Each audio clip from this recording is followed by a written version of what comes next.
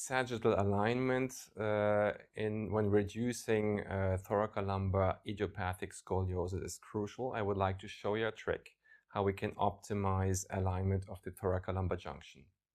First of all, we will hyperbend the thoracic rod a bit more down towards the lumbar spine and then have the inflection point in the lumbar spine around L1 and L2.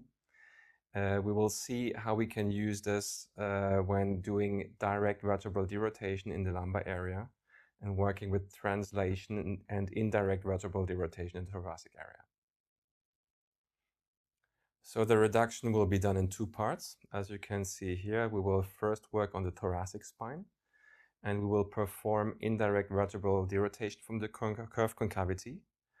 The rod is hyperbent into kyphosis because the screws will translate towards the rod and will recreate kyphosis and coronal curve reduction.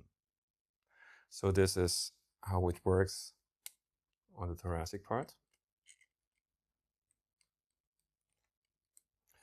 Once the thoracic spine is reduced in the sagittal plane by restoring kyphosis on polyaxial screw, we will now focus on the upper lumbar arch, and we will work with monoplanar screws here for direct vertebral derotation. Now you have to be aware that direct vertebral derotation on the convex side of the secondary curve will induce lordosis by derotating the vertebra itself. So this is how the maneuver looks like. And this is why we need to anticipate the bending of the rod into kyphosis in this area to avoid a hyperlordosis where the thoracolumbar inflection point moves up.